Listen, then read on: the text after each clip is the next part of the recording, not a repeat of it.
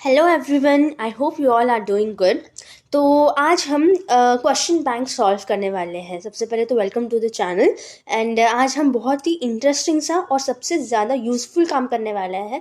हम सभी लेसन्स के एमसीक्यूज़ या फिर सभी लेसन्स के जितने भी क्वेश्चन है, नेम द फॉलोइंग, सभी लेसन्स के ऑड वन आउट, सभी लेसन्स के आंसर द फॉलोइंग, 20 मतलब 2 marks answer the following, 3 marks answer the following, सभी लेसन्स के गिव रीजंस, ये सब हम डिस्कस करने वाले हैं। सभी लेसन में जो भी इंपॉर्टेंट डायग्राम्स है, ठीक है, वो भी हम सब कुछ आज डिस्कस करने वाले हैं। सब कुछ आज तो नहीं हो पाएगा, लेकिन इस सीरीज़ में हम ये सब कुछ डिस्कस करने वाले हैं। तो ये जो है बहुत ही यूज़फुल हो जाता है आप लोगों के लिए। अभी तो यूज़फुल है ही, लेकिन जब आप एक दिन पहले ये पूरा रिवाइज करोगे तो आपको उस वक्त ये बहुत ज़्यादा यूज़फुल लगेगा, क्योंकि पूरा एक कुछ वीडियोस में आपको सारे लेसन्स के सभी क्वेश्चंस, सभी टाइप के क्वेश्चंस आपको समझ में आ जाएंगे। तो आज हम स्टार्ट करते हैं। आज सबसे पहले हम सॉल्व करने वाले हैं चूज़ द करेक्ट ऑप्शन या फिर मल्टीपल चॉइस क्वेश्चंस, ठीक है। तो आज हम देखते हैं कितने लेसन्स तक हो पाता है। सबसे पहले तो हम अभी स्टार्ट करते हैं choose the correct option solve करना, ठीक है। तो सबसे पहला क्वेश्चन है, यहाँ पे देखिए। Okay, transfer of information from molecules of DNA to mRNA. Question पढ़ते ही आपको सबसे पहले ये समझ में आ जाना चाहिए कि वो पर्टिकुलर क्वेश्चन कौन से चैप्टर का है। अगर आपको ये समझ में आ जा रहा है तो इसका मतलब आपका जो प्रिपरेशन है वो सही पाथ पे जा रहा है, करेक्ट आप पाथ पे जा रहे हो, ठीक है। तो अगर आपको यही नहीं समझ में आएगा कि आप कौन से चैप्टर का वो पर्टिकुलर क्वेश्चन है, तो इसका मतलब बहुत दिक्कत जाने वाली है आप लोगों को और बहुत पानी में हो आप लोग, ठीक है। तो सबसे पहले तो ये फर्स्ट क्वेश्चन है। First question, transfer of information from molecules of DNA to mRNA is called as. ये फर्स्ट चैप्टर का क्वेश्चन है, हेरिडिटी एंड इवोल्यूशन, ठीक है। तो अगर आप कोई भी इंफॉर्मेशन को डीएनए से एमआरएनए में भेज रहे हो तो उसको क्या कहते हैं? यस, ट्रांसक्रिप्शन कहते हैं, ठीक है। तो उसको क्या कहते हैं? ट्रांसक्रिप्शन। तो फर्स्ट का आंसर आ जाता है आपके पास ट्रांसक्रिप्शन, ठीक है। ट्रांसक्रिप्शन क्या होता है? आप इंफॉर्मेशन को ट्रांसफर करते हो डीएनए से एमआरएनए पे, ठीक है। अगर आपको कोई भी जेनेटिक इंफॉर्मेशन डीएनए से एमआरएनए में ट्रांसफर करना है तो उस प्रोसेस को आप ट्रांसक्रिप्शन बोलते हो। जैसे ही ये एमआरएनए में ट्रांसफर हो जाता है तो वो ट्रांसक्रिप्शन का प्रोसेस कंप्लीट हो जाता है, ठीक है। नेक्स्ट पे आ जाते हैं, similarities in initial stages indicate dash evidence, ठीक है। जो इनिशियल स्टेजेस पे जो पहले पहले जो सिमिलैरिटीज दिखता है उसको क्या कहते हैं? तो क्या कहते हैं उसको? एम्ब्रियोलॉजिकल एविडेंस, ठीक है। एम्ब्रियोलॉजिकल एविडेंस क्या होता है? जो एम्ब्रियोज के डिफरेंट एम्ब्रियोज को अगर आप कंपेयर करते हो, ठीक है, और उसमें अगर आपको कोई सिमिलैरिटीज देखने को मिलते हैं तो उसको कहते हैं एम्ब्रियोलॉजिकल एविडेंस, ठीक है। इनिशियल स्टेजेस, इस वर्ड से ही आपको पता लग जाना चाहिए कि ये एम्ब्रियोलॉजिकल एविडेंस की बात कर रहे हैं, क्योंकि इनिशियल स्टेजेस मतलब पहले वाले स्टेजेस, ठीक है। और पहले क्या होता है? एम्ब्रियो ही होता है, इसीलिए एम्ब्रियोलॉजिकल एविडेंस, ठीक है। नेक्स्ट पे आ जाते हैं, dash is the vestigial organ in human beings. तो ऐसा कौन सा कुछ वेस्टिजियल ऑर्गन होता है? अब सबसे पहले बात तो वेस्टिजियल ऑर्गन क्या होता है। ये सभी क्वेश्चंस कौन से चैप्टर के हैं? ये फर्स्ट चैप्टर के हैं, हेरिडिटी एंड इवोल्यूशन, ठीक है। अब वेस्टिजियल ऑर्गन क्या होता है? कुछ ऑर्गन्स हमारे बॉडी में ऐसे होते हैं जिसके कोई यूज नहीं होता है, which have no use in our body, ठीक है। तो उस ऑर्गन्स को क्या कहते हैं? Vestigial organ. ये जैसे जैसे आप क्वेश्चन पढ़ रहे हैं उसके रिलेटेड कुछ कॉन्सेप्ट भी मैं आपको बता दे रही हूँ, ताकि वो पर्टिकुलर कॉन्सेप्ट तभी के तभी आपका क्लियर हो जाए, ठीक है। वेस्टिजियल ऑर्गन क्या होता है? जिसके कुछ भी यूज ना हो ह्यूमन बॉडी में, उसे वेस्टिजियल ऑर्गन कहते हैं। इसके कुछ एग्जांपल्स आ जाता है आपके पास, सच एज विजडम टीथ आ जाता है आपके पास, ठीक है। विजडम टीथ है। बॉडी के हेयर्स जो होते हैं वो भी वेस्टिजियल ऑर्गन होते हैं, ठीक है। उसके अलावा एक टेल बोन करके होता है बॉडी में, उसको भी वेस्टिजियल ऑर्गन माना जाता है। उसके बाद ईयर पिन्ना जो होता है वो भी वेस्टिजियल ऑर्गन की तरह हम देखते हैं, ठीक है। तो यहाँ पर ऑप्शंस में क्या है? Wisdom teeth, year muscles, body hairs. तो आपका आंसर क्या हो जाना चाहिए? All of the above. ये सारे जो भी मेंशन है, ईयर मसल्स, विजडम टीथ, ये सभी कुछ वेस्टिजियल ऑर्गन है, मतलब इन सभी का अपने बॉडी में कुछ भी यूज नहीं है, ठीक है। Now fourth question, protein located in bones, ठीक है। बोन्स पे जो प्रोटीन होता है उसे हम क्या कहते हैं? मायोसिन, मेलानिन, हेमोग्लोबिन या ओएसिन। तो हम सबको पता है। अगर आपको नहीं पता हो तो आप नोट कर लीजिए। जो बोन्स के अंदर जो प्रोटीन्स होता है उसको कहते हैं ओसिन, ठीक है। ओसिन प्रोटीन, ये यहाँ पर ये जो पर्टिकुलर डायग्राम है आपके लेसन में, ठीक है। ये जो यहाँ पे ये वाला जो क्वेश्चन है, ये आप बता सकते हैं कौन से लेसन का क्वेश्चन है? यस, ये जो लेसन है वो life process in living organism part 2 का लेसन है, मतलब चैप्टर नंबर 2 का क्वेश्चन है, ठीक है। और ये जो लिखा हुआ है ओसीन का, protein present in bones is ossein, ये एक डायग्राम के तौर पे आपको दिया हुआ है। आपको ऐसा एक मतलब गोल वाला एक डायग्राम बनाया है जिसमें सभी पर्टिकुलर ऑर्गन्स में कौन से प्रोटीन्स होते हैं वो सब बताया हुआ है, ठीक है। तो वो डायग्राम बहुत ही इंपॉर्टेंट है, उसमें से क्वेश्चंस आने के चांसेस बहुत ज़्यादा है। तो वो जो डायग्राम है आप इस पॉइंट पे वो याद कर लीजिए अच्छे से, ठीक है। उसके बाद next, which of the following vitamins is necessary for the synthesis of NADH2? NADH2 के सिंथेसिस के लिए आपको कौन सा वाइटामिन ज़रूरी है, ठीक है। तो वो कौन सा वाइटामिन बहुत इंपॉर्टेंट हो जाता है यहाँ पर? वाइटामिन B3 जो है वो बहुत इंपॉर्टेंट है NADH2 के सिंथेसिस के लिए, ठीक है। NADH2 का जो सिंथेसिस होता है वो वाइटामिन B3 से बनता है, ठीक है। ये आपको याद रखना है और ये भी बहुत ही इंपॉर्टेंट क्वेश्चन है, इसको बिल्कुल मत छोड़िएगा। ये बहुत सारे लोगों को याद नहीं होता है कि वाइटामिन B2 है या वाइटामिन B3 है। ये इतना पता होता है सब लोगों को कि वाइटामिन B होता है, लेकिन उसमें से 2 है, B2 है या B3 है, इसमें कंफ्यूजन हो जाता है। तो आप ये याद रखिए, NADH2 जो है या तो NADH2 होता है या फिर FADH2 होता है। आपको ये दो मॉलिक्यूल्स पता होंगे, ये दोनों भी एनर्जी प्रोवाइडिंग मॉलिक्यूल्स हैं, ठीक है। इन दोनों से ATP बनता है, ठीक है, इसलिए इनको एनर्जी प्रोवाइडिंग मॉलिक्यूल्स कहते हैं।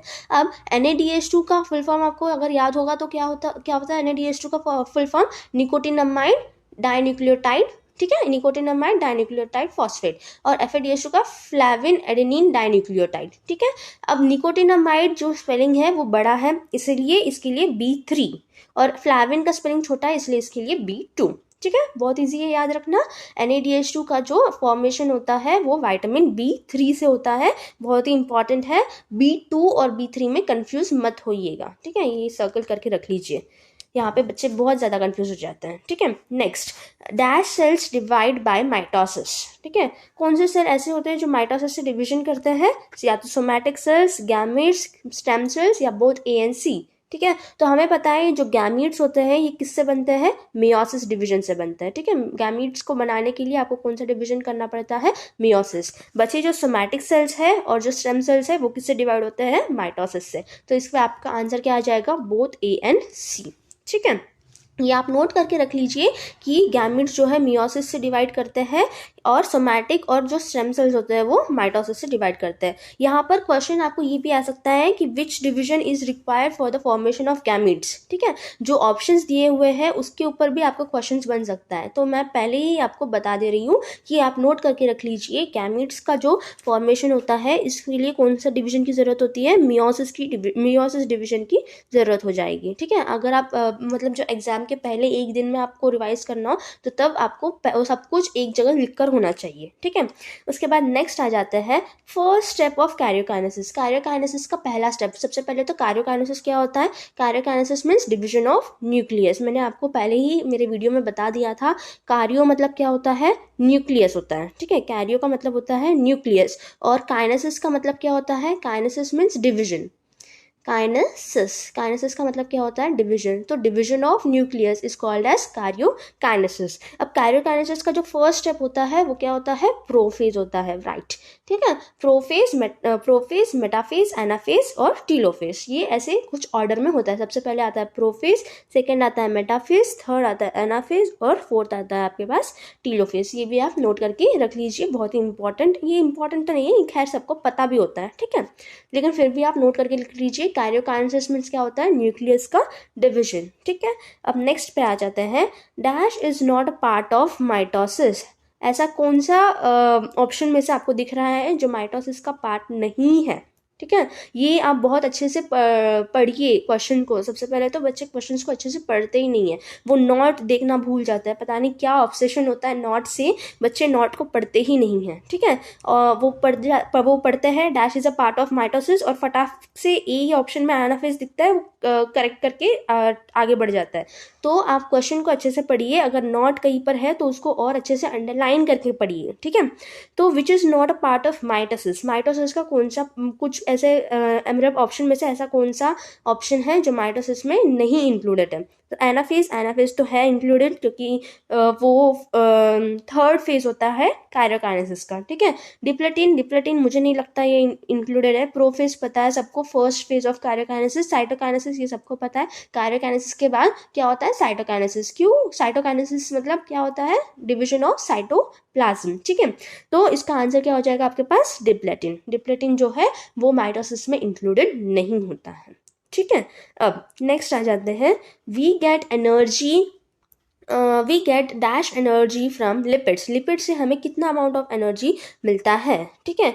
तो सबसे पहले बात तो ये बहुत ही कंफ्यूजन सा क्वेश्चन होता है कि बच्चों को याद ही नहीं होता है कि लिपिड्स में कितना अमाउंट ऑफ एनर्जी हम गेन करते हैं लिपिड से, ठीक है। तो सबसे पहली बात, ये जो फर्स्ट ऑप्शन है, ए ऑप्शन और बी ऑप्शन, इसमें तो आपको कैलोरी पर ग्राम में दिया हुआ है, ठीक है। और कैलोरी पर ग्राम में हमारे पास कोई भी एनर्जी नहीं आती है। हमारे पास किस में कैलकुलेट करते हैं हम? किलो कैलोरी पर ग्राम में आता है, ठीक है। किलो कैलोरी पर ग्राम में हम मेजर करते हैं एनर्जी को। तो ये कैलोरी पर ग्राम ये पहले कैंसिल हो जाता है। अब 9 किलो कैलोरी पर ग्राम है या 4 किलो कैलोरी पर ग्राम है? तो आप ये याद रखिए, अगर लिपिड्स के बारे में पूछ रहे हैं आपको, लिपिड्स, तो उसमें आपको कितना एनर्जी मिलता है? 9 किलो कैलोरी पर ग्राम, ठीक है।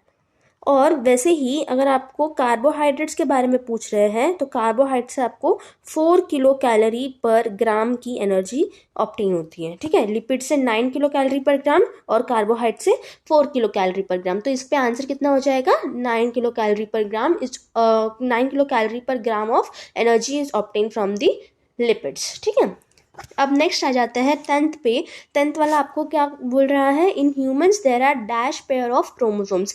ह्यूमंस में कितने पेयर ऑफ क्रोमोसोम्स होते हैं? अब यहाँ पर बच्चे बहुत कंफ्यूजन हो जाते हैं। उनको ये तो पता है या तो 23 होना चाहिए या तो 46 होना चाहिए। 44 और 22 को ये पहले ही एलिमिनेट कर देते हैं, ये बहुत अच्छी बात है।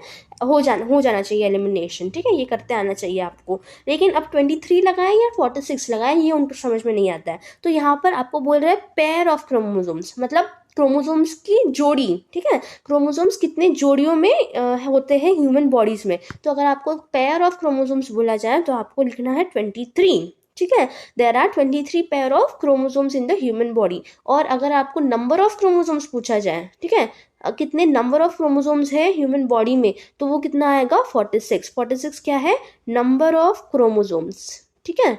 और 23 क्या है? Pair of chromosomes. दोनों में बहुत ज़्यादा फर्क है। और यहाँ पर आपको क्वेश्चन पलट के भी पूछा जा सकता है। वो पूछ सकते हैं आपको, in humans there are dash number of chromosomes, तो तब आपको 46 लगाना है, ठीक है।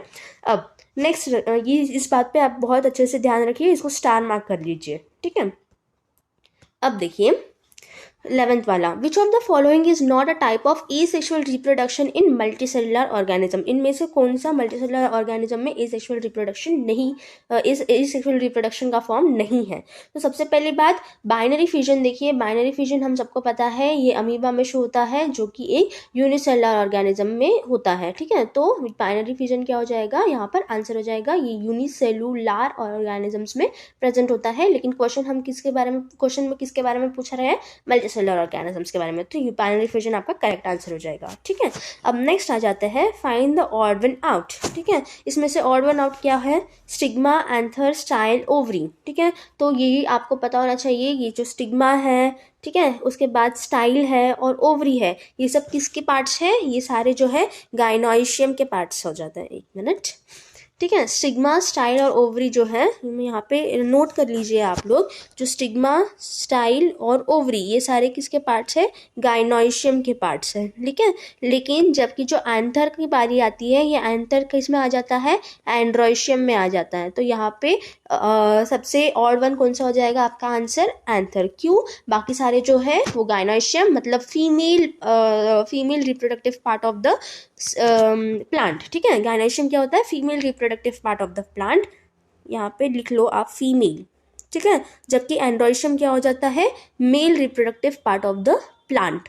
तो इसमें सबसे ऑड वन क्या हो जाएगा, एंथर। ठीक है, नेक्स्ट 13th वाला देखिए, at the time of birth there are dash oocytes in the ovary of the female foetus. ठीक है, जब बर्थ होती है फीमेल की तो उस समय में फीटल स्टेज में ओवरी में कितने oocytes होते हैं, तो ये आपके टेक्स्ट बुक में बहुत अच्छे से मेंशन होता है, बच्चे इसको स्किप करते हैं, इस पे ध्यान नहीं देते हैं। ठीक है, जबकि ये बहुत इंपॉर्टेंट क्वेश्चन है, ये आप स्टार मार्क करके रख लीजिए, आपके बोर्ड के एग्जाम्स में एक्सपेक्टेड क्वेश्चन है इसका। ठीक है, अभी क्या आप ये मुझे बता सकते हो कि ये जो क्वेश्चन है ये कौन से चैप्टर का है?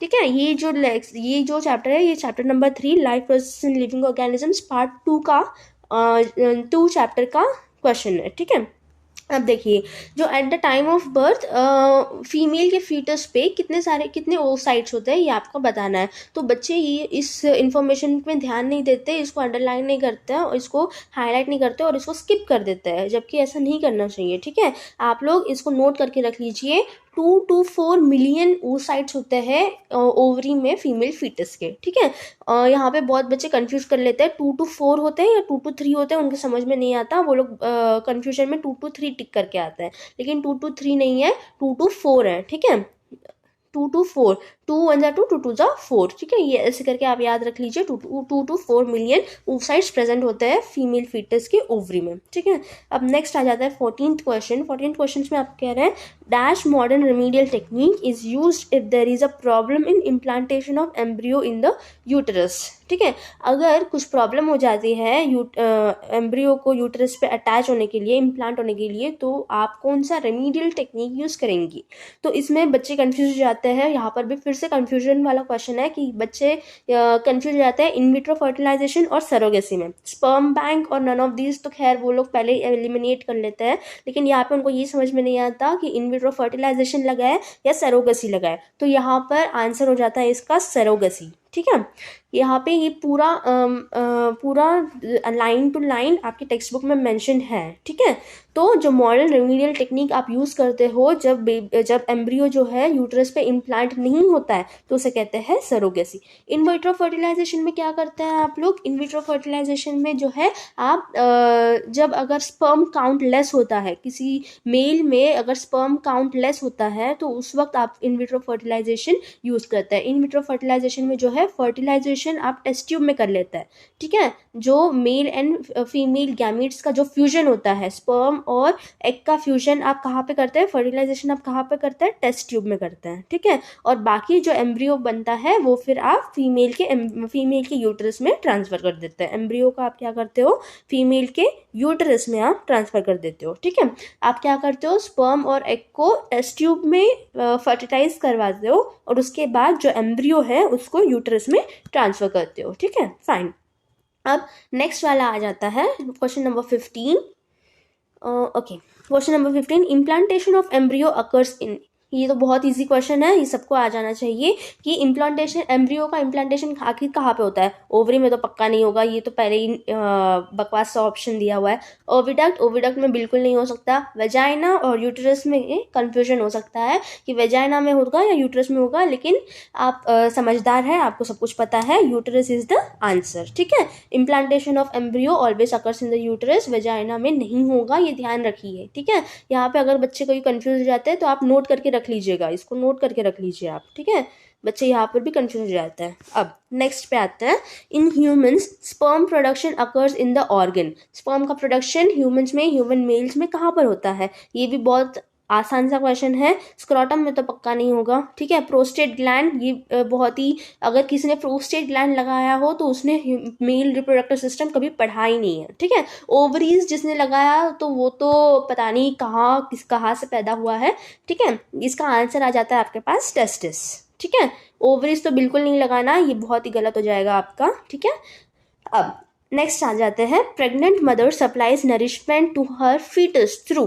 अब जो मदर है वो फीटस को नरिशमेंट कहाँ से प्रोवाइड करती है? बहुत ही आसान सा क्वेश्चन है, इसका आंसर क्या आ जाएगा? इसका आंसर आ जाता है प्लासेंटा। ठीक है, प्लासेंटा एक ऐसा मीडियम होता है जिससे मदर जो है अपने फीटस को नरिशमेंट, मतलब खाना, पानी, ऑक्सीजन, ये सब सप्लाई करती है। ठीक है, नेक्स्ट अब नेक्स्ट 18th क्वेश्चन देखिए, dash twins are formed from the single embryo. अगर एक एम्ब्रियो है और उससे आपको ट्विंस बनाना है तो आप उसको क्या बोलोगे? ठीक है, ये बहुत इंपॉर्टेंट क्वेश्चन है, इसको स्टार मार्क कर लीजिए। इसको कहते हैं मोनोजाइगोटिक ट्विंस। ठीक है, इसको कहते हैं मोनोजाइगोटिक ट्विंस। एक सिंगल जाइगोट से, एक सिंगल एम्ब्रियो से आप दो क्या लिविंग ऑर्गेनिजम्स जनरेट कर रहे हो, तो उसमें क्या होता है, एक एम्ब्रियो जो है वो स्प्लिट हो जाता है और फिर दो ट्विंस बनते हैं, दो आइडेंटिकल ट्विंस बनते हैं, उसे कहते हैं मोनोजाइगोटिक ट्विंस। ठीक है, एक ही जाइगोट से बनने वाले ट्विंस को मोनोजाइगोटिक ट्विंस कहते हैं। फाइन। अब next 19th question, pollen grains are formed. ये सभी क्वेश्चंस जो है आपके चैप्टर नंबर 3 के क्वेश्चंस हैं। ठीक है, अभी हम चैप्टर नंबर 3 पे है, जो है लिविंग ऑर्गेनिजम्स पार्ट 2 के क्वेश्चंस। ठीक है, life process in living organism part 2 chapter के क्वेश्चंस कर रहे हैं हम। अब 19th पे देखिए, pollen grains are formed by dash division in locules of anthers। ठीक है, pollen grains कौन सा डिवीजन करके फॉर्म होते हैं ये आपको बताना है। तो ये जो है यहाँ पर बहुत बच्चों को कंफ्यूजन हो जाता है, वो बाइनरी फिजन तो पक्का नहीं लगाना प्लीज, बाइनरी फिजन कोई नहीं लगाएगा। यहाँ पे आपको माइटोसिस या फिर मियोसिस में बच्चों को बहुत ज्यादा कंफ्यूजन होता है, तो आप ये याद रख लीजिए, पोलन ग्रेन्स जो है लॉक्यूल्स ऑफ एंथर में एमाइटोसिस डिवीजन करता है। ठीक है, पॉलन ग्रेन्स किससे बनते हैं? एमाइटोटिक डिवीजन से। ये बहुत इंपॉर्टेंट सा क्वेश्चन है और भूल जाते हैं बच्चे, इसलिए आप स्टार मार्क कर लीजिए। ठीक है, अब नेक्स्ट आता है 20th, asexual reproduction occurs by dash cell division. ये बहुत ही सिंपल सा क्वेश्चन है। ठीक है, डबल फर्टिलाइजेशन बिल्कुल भी नहीं होगा, सेल डिवीजन की बात कर रहे हैं। फर्टिलाइजेशन यहाँ पे ऑप्शन ही बेकार दिया हुआ है, मियोटिक या फिर माइटोटिक हो सकता है। ठीक है, एसेक्सुअल रिप्रोडक्शन अगर आपको करना है तो आपको पक्के से माइटोटिक डिवीजन ही करना होगा, सभी का आंसर्स पहले ही आगे होंगे। ठीक है, अब next question number 21, this method of asexual reproduction is seen in paramecium. Paramecium में कौन से टाइप का एसेक्सुअल रिप्रोडक्शन हमें देखने को मिलता है? तो यहाँ पर बच्चे सिंपल बाइनरी फिजन तो हमें खैर किस में देखने को मिलता है? अमीबा में देखने को मिलता है, ये सभी को पता है। ठीक है, सिंपल बाइनरी फिजन आपको कहाँ पर देखने को मिलेगा? अमीबा में, फाइन। अब रीजनरेशन ये आपको कहाँ पे देखने को मिलता है? प्लेनेरिया में देखने को मिलता है। ठीक है, अब बचता है आपके पास या तो लॉन्गिट्यूडनल बाइनरी फिजन या फिर ट्रांसवर्स बाइनरी फिजन। अब ये आप नोट करके रख लीजिए अगर आपको नहीं पता है। पैरामीशियम में जो है आपको ट्रांसवर्स बाइनरी फिजन देखने को मिलता है, तो आपका आंसर क्या हो जाएगा? Transverse binary fission. और लॉन्गिट्यूडनल बाइनरी फिजन आपको कहाँ पे देखने को मिलता है? इसका एग्जाम्पल हो जाता है यूग्लिना। ठीक है, ये सारे एग्जाम्पल्स डायग्राम के साथ आपके टेक्स्ट बुक में बने हुए हैं। ठीक है, ये आप एक बार फिर से, अगर आपको नहीं पता तो वो पर्टिकुलर जो पैराग्राफ है वो आप फिर से रिवाइज कर लीजिए, या फिर मैं आपको ऑलरेडी बताई दी हूँ। ठीक है, अब next, in meiosis the number of chromosome becomes half. ठीक है, ये तो मैंने ऑलरेडी आंसर ही बता दिया, मुंह से निकल गया मेरे। इन मियोसिस में क्या होता है? नंबर ऑफ क्रोमोसोम्स कैसे हो जाते हैं? हाफ हो जाता है। ठीक है, आधे हो जाते हैं। वो डिप्लॉइड जो सेल होता है वो कैसे हो जाता है? हैप्लॉइड हो जाता है। ठीक है, हैप्लॉइड में क्या होता है? नंबर ऑफ क्रोमोसोम आधे हो जाता है। फाइन। अब नेक्स्ट 23rd वाला, generally every month dash ovum is released in the abdominal cavity alternately from each ovary। तो कितने ओवम रिलीज होते हैं ये आपको पता ही होगा। Every month 1 ovum is released in the abdominal cavity alternately from each ovary. ठीक है, ये किस प्रोसेस के थ्रू रिलीज होता है? इसे कहते हैं मेंस्ट्रुअल साइकिल। ठीक है, ये मेंस्ट्रुअल साइकिल पे आपको क्वेश्चन आ सकता है। मेंस्ट्रुअल साइकिल का पूरा जो आंसर है वो बहुत अच्छे से आप लर्न कर लीजिए, ये इसका क्वेश्चन आना एक्सपेक्टेड है। ठीक है, मेंस्ट्रुअल साइकिल पे क्वेश्चन आ सकता है, बहुत ही इंपॉर्टेंट टॉपिक है मेंस्ट्रुअल साइकिल। ठीक है, अब नेक्स्ट 24th वाला, dash is present in unisexual flowers. ठीक है, यूनिसेक्सुअल फ्लावर्स में क्या होता है? या तो बोथ एंड्रोइशियम या गायनोइशियम होगा, या फिर ओनली गायनोइशियम, ओनली एंड्रोइशियम, या फिर एंड्रोइशियम और गायनोइशियम। तो ये ऐसे वाले क्वेश्चंस में बच्चे बहुत फिर से मतलब अच्छे बच्चे भी कंफ्यूज हो जाते हैं कि हम क्या लगाना है। अभी बोथ एंड्रोइशियम और गायनोइशियम तो आप लगा नहीं सकते। ठीक है, तब वो यूनिसेक्सुअल कैसे होगा? तो वो क्या हो जाएगा? बाइसेक्सुअल फ्लावर्स में क्या होता है? दोनों भी, एंड्रोइशियम भी होता है और गायनोइशियम भी होता है। एक ही फ्लावर में आपको मेल पार्ट भी दिखेगा, female part of reproductive part of the flower भी आपको एक ही फ्लावर में दिखेगा, तो उसको कहते हैं बाइसेक्सुअल, ठीक है। ओनली गायनेशियम, अगर सिर्फ फीमेल फ्लावर है तो सिर्फ गायनेशियम दिखेगा उसमें, अगर सिर्फ मेल फ्लावर है तो उसमें सिर्फ एंड्रोशियम दिखेगा। लेकिन यूनिसेक्सुअल फ्लावर पूछा है, आपको ये नहीं पूछा है कि मेल यूनिसेक्सुअल फ्लावर है या फीमेल यूनिसेक्सुअल फ्लावर है, तो इसमें आप आंसर क्या लगाओगे, एंड्रोशियम और गायनेशियम, कुछ भी दिख सकता है, या तो एंड्रोशियम दिख सकता है या फिर गायनेशियम दिख सकता है। अगर दोनों एंड्रोशियम और गायनेशियम है तो उसको क्या कह देंगे आप, बाइसेक्सुअल फ्लावर, ठीक है। ये भी आप नोट करके रख लीजिए। अब नेक्स्ट आ जाते हैं, हाँ ठीक है, तो यहाँ तक हमने कितने लेसन के कंप्लीट कर लिए, यहाँ तक हमने पूरे 3 चैप्टर्स के एमसीक्यूज हमने ऑलरेडी कर लिए हैं, ठीक है। 3 चैप्टर्स के जितने भी मेन एमसीक्यूज आपके पास आ सकते हैं वो सारे मैंने आपको करवा दिए हैं। इसी प्रकार हम सभी लेसन्स के एमसीक्यूज करवा लेंगे। यहाँ पे जितने भी मेन पॉइंट्स मैंने लिखा के दिया है आपको, जहाँ पे मैंने बहुत सारे मेन पॉइंट्स लिखा के दिया है, जैसे ट्रांसक्रिप्शन क्या होता है वो बता दिया, वेस्टिजियल ऑर्गन्स क्या होता है बता दिया, ये जो डायग्राम है वो बहुत इंपॉर्टेंट है, मिस मत कीजिएगा, ठीक है। विटामिन B2, विटामिन FADH2 वाला विटामिन भी मैंने बता दिया, FADH2 के लिए विटामिन B2 यूज होता है, ठीक है। और गैमेट्स किससे फॉर्म होते हैं, मियोसिस से फॉर्म होता है, कैरियोकाइनेसिस न्यूक्लियस का डिवीजन होता है, लिपिड्स के लिए 9 किलो कैलोरी पर ग्राम और ग्लूकोज के लिए 4 किलो कैलोरी पर ग्राम यहाँ पे लिख कर दिया है, ठीक है। ये सब आप अपने बुक में नोट कर लीजिएगा, और नेक्स्ट वीडियो में हम बाकी चैप्टर्स के एमसीक्यूज, और एमसीक्यूज के बाद फिर नेक्स्ट हम आंसर द फॉलोइंग या फिर name the following, diagrams, important diagrams, ये सब भी देखते रहेंगे। आपके एग्जाम तक ये सारा कुछ कंप्लीट हो जाएगा, ठीक है। तो मिलते हैं नेक्स्ट वीडियो में, तब तक के लिए पढ़ते रहिए, stay safe and stay at home, bye.